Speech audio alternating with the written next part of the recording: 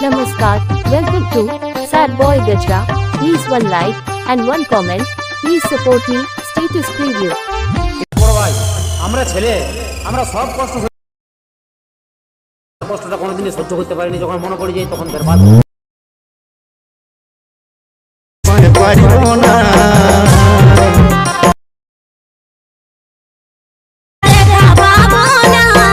Sad Boy GAJRA.